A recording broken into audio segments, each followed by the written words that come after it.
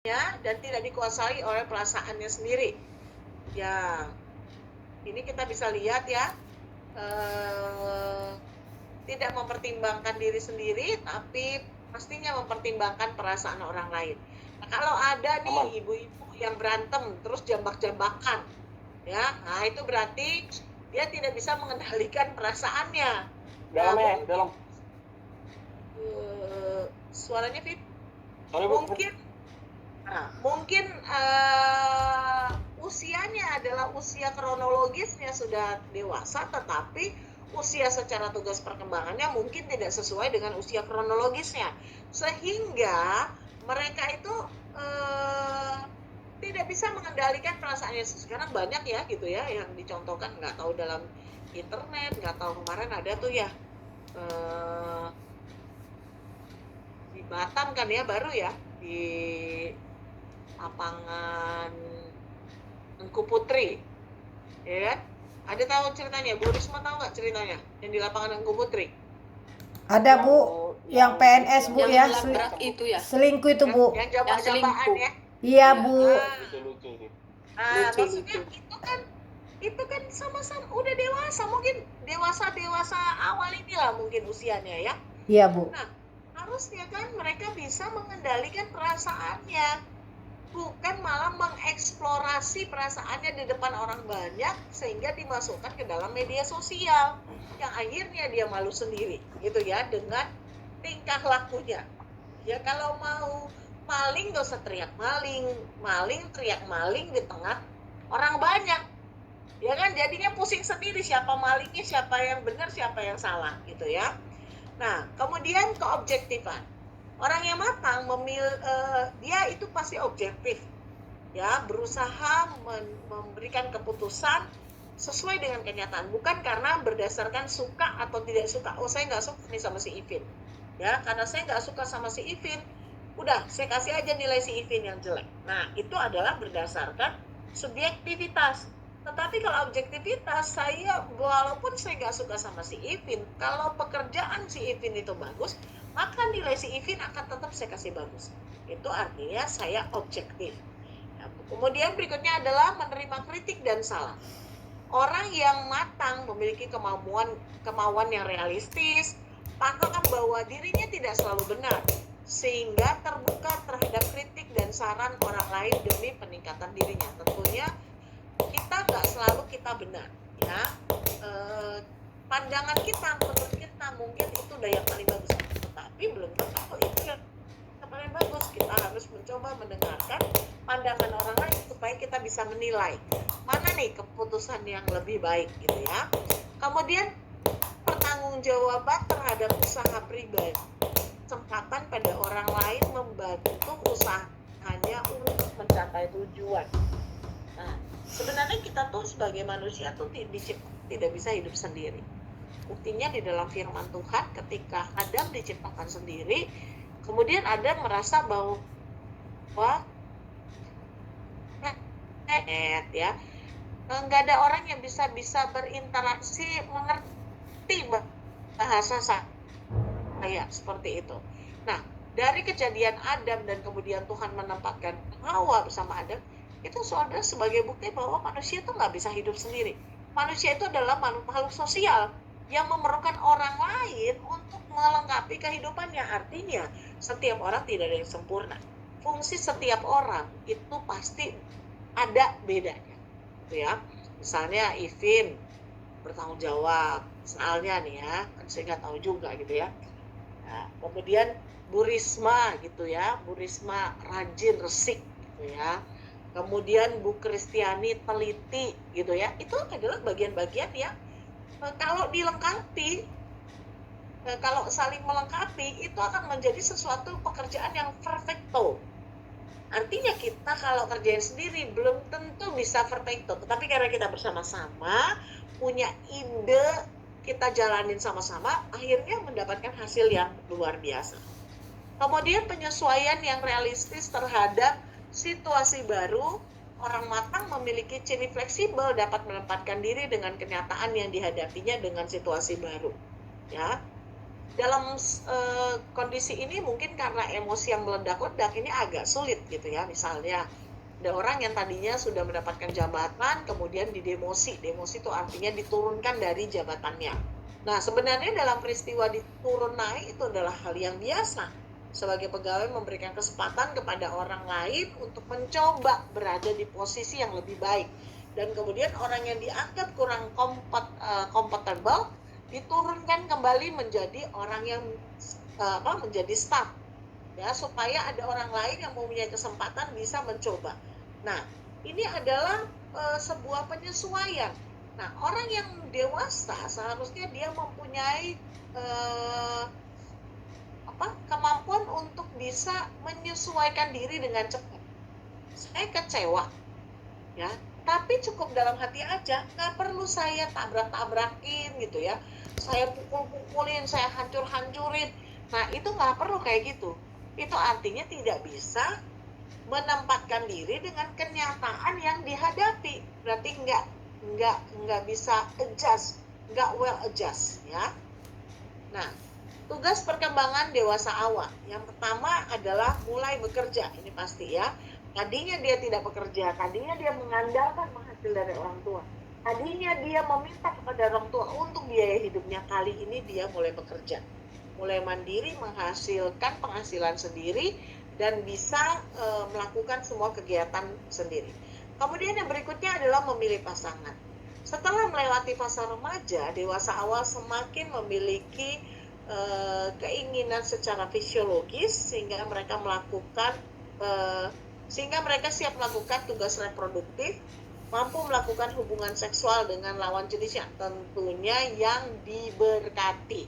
Ya, artinya bukan dia diberkati, saya diberkati, bukan, tapi sama-sama dalam sebuah pernikahan kudus, ya. Nah, mereka adalah akan berupaya mencari calon teman hidup yang cocok untuk dijadikan pasangan dalam perkawinan ataupun untuk membentuk kehidupan rumah tangga berikutnya. Mana itunya, Mereka Sando? menentukan kriteria usia, pendidikan, pekerjaan, suku bangsa sebagai prasyarat dari teman hidupnya. Nah, setiap orang mempunyai kriteria yang berbeda-beda. Kita perlu hormati ya, bahwa kalau saya nggak perlu ganteng lah, yang penting dompetnya tebel, ya kan? Oh, saya butuhnya yang cakep juga, ya. Gak usah terlalu kaya, tapi cakepnya luar biasa gitu ya. Nah, ada orang yang begitu, ya kita harus menghargai dia maunya yang begini. Dia yang maunya ya yang biasa-biasa aja lah. Pokoknya bisa hidup, makan setiap hari, ada juga ya seperti itu. Ya, kemudian mulai membina keluarga. Tentunya setelah tadi intimacy versus isolasi, harusnya memang tugas yang utama adalah berreproduktif ya, atau membina keluarga. Kemudian mengasuh anak, jadi kalau punya ya, berarti kalau nggak punya ini di skip. Adik nggak dengar ya? Kawin usia 40 ya, 40 baru menikah, kemudian sampai 45 belum punya anak, berarti ini di skip ya. Hanya dilakukan ketika mempunyai anak. Yang berikutnya adalah mengelola rumah tangga, membesarkan anak dan mengelola rumah tangga. Ini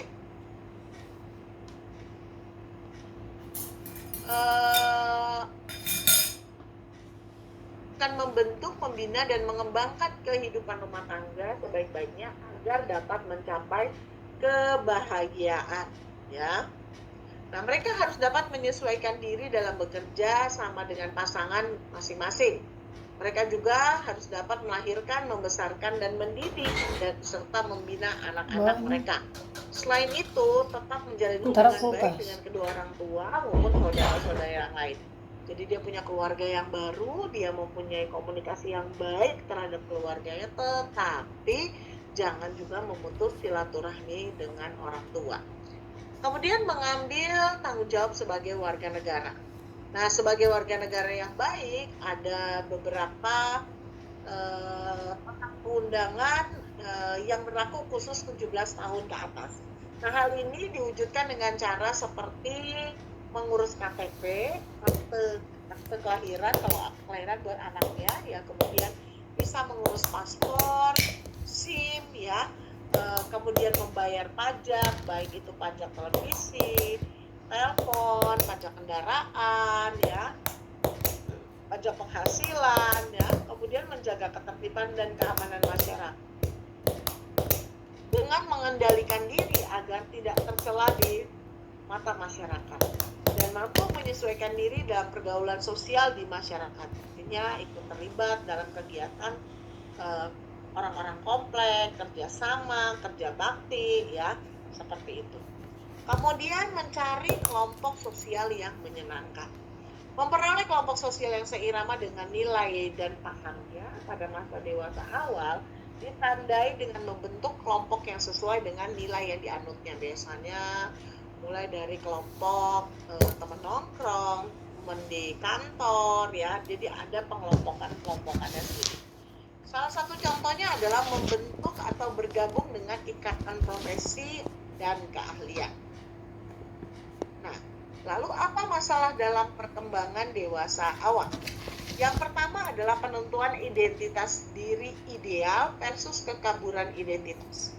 Nah, dewasa awal merupakan kelanjutan dari masa remaja, di mana penemuan identitas diri adalah hal yang harus terjadi pada masa ini.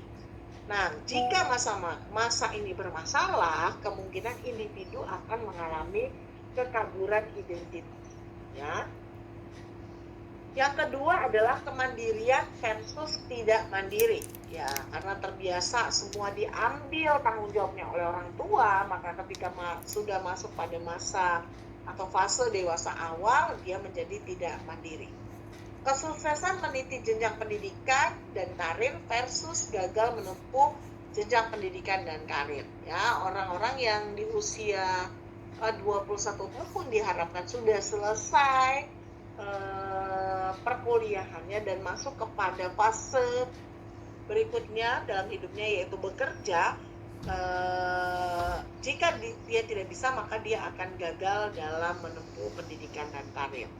Kemudian menikah versus tidak menikah, ini nggak nyindir ya Ipin ya, itu kalau kamu nggak menikah itu pilihan kamu gitu ya. Tetapi ini adalah masalah karena di usia sampai dengan 40 tahun ya, intimasi itu harus terjadi. Kalau tidak, nanti menjadi isolasi. Kenapa di atas 40 tahun rasanya seorang wanita sudah malas, ya, dalam tanda kutip, untuk memikirkan berpasangan hidup? Ya karena itu sudah terlewat masanya. Ya, intimasinya sudah terlewat masanya. Yang ada sekarang malah jadinya isolasi. Ya, kemudian selanjutnya adalah hubungan sosial yang sehat versus menarik diri. Ya, dalam menjalani masa dewasa awal ada beberapa masalah yang menjadi penghambat perkembangan. Khusus dalam masalah dewasa awal, diantaranya adalah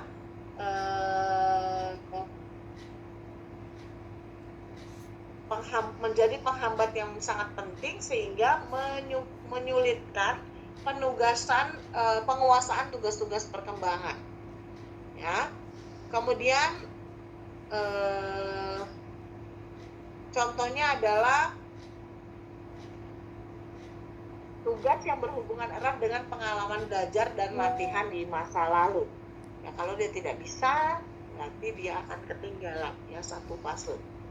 Kemudian perlindungan yang berlebihan atau overprotectiveness, bersangkutan dengan pola asuh orang tua yang pernah dialami di dalam masa kanak-kanak gitu ya. Kemudian selanjutnya adalah perpanjangan pengaruh peer group ya atau rekan sebaya ya. Salah satu di antara penghambat bagi orang dewasa awal dalam menguasai tugas perkembangan. Di sini akan terlihat pengaruh kelompok-kelompok khusus bagi perkembangan dewasa awalnya. Mungkin kita punya kelompok yang lebih khusus gitu ya, seperti mungkin kelompok arisan, mungkin kelompok pendalaman Alkitab gitu. Jadi ini berpengaruh sekali terhadap perilaku kita. Yang berikutnya adalah inspirasi yang tidak realistik atau unrealistic aspiration. Nah, kesukaran dewasa awal dapat ditimbulkan oleh konsep-konsep yang tidak realistis dalam dalam benak dewasa awal tentang apa yang diharapkan dengan apa yang akan dicapai. Ya, jadi karena mungkin dia tidak bisa mengukur kapasitas dan kapabilitasnya, maka dia membuat target yang terlalu tinggi sehingga ketika mencapai itu akan sulit sekali.